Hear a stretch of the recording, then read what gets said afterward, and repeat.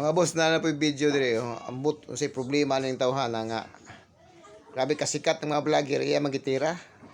Kay ngano daw nga ang uban daghan na daw nag-message sa ilaha, wa daw tabangi pero kining si Diwata daw ilang gitabangan kay para daw mangat pud sila. Kamo nila husga ni mga boss. Tanawa lang ninyo ni.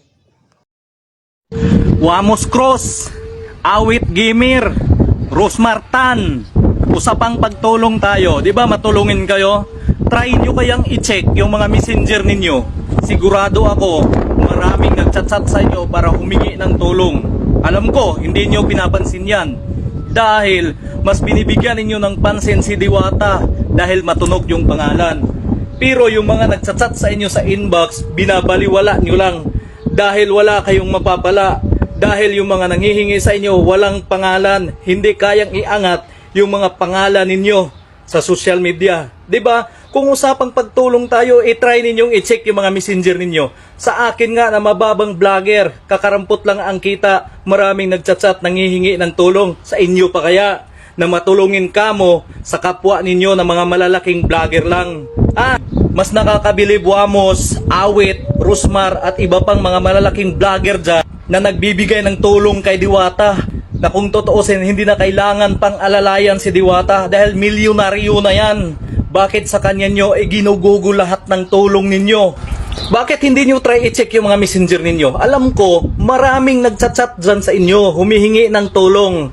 Pero dahil yung mga nanghihingi ng tulong sa inyo, walang pangalan, mababang tao lang, kaya dinididman nyo lang yung mga chat nila sa inyo na paghingi ng tulong. 'Di ba? Tama ako o tama ako? Wamos Cross, Awit Gimir, Rosmartan, at sa iba pang mga malalaking vlogger dyan na nagbibigay kay Diwata, na inaangat si Diwata. Baka sabihin na naman ng iba dyan, inggit ka lang dahil hindi ka nabigyan. Hindi ako naiinggit, boy. Alam ko hindi naman talaga natin kayang diktahan si Wamos, si Awit, si Rosmar, at yung iba pang malalaking vlogger dyan na diktahan sila kung sino yung gusto nila bigyan ng tulong. Pero maling-mali yung way ng pagtulong nila. Kasi bakit kay Diwata pa? Dapat Wamos, Awit at saka Rosmar ang binibigyan niyo ng pansin yung mga mahihirap dahil sila ang laging nanonood ng mga video ninyo. Si Diwata ba? Nanonood ba ng video ninyo? Nagsishare ba si Diwata ng mga video ninyo? Hindi. Pero bakit si Diwata yung pinagtuunan ninyo ng pansin na bigyan ng tulong? Kung totoosin, wala na yung time para manood sa mga video ninyo. Doon kayo mamigay sa mga taong mahihirap o di kaya libutin ninyo yung mga lugar ninyo. Sigurado ako, maraming mas mahirap dyan na mas nangangailangan ng tulong ninyo. Hindi si Diwata. Dahil si Diwata, nakatayo na yan, tayong-tayo na yan. Kumbaga sa building pa, matibay na yan. Bakit dyan kayo nagbibigay ng milyones? Alam ko, napakarami ng kababayan ninyo na nangangailangan ng tulong ninyo. Ang daming nagchat-chat sa inyo sa messenger, pero alam ko, dinididman nyo lang dahil wala silang pangalan.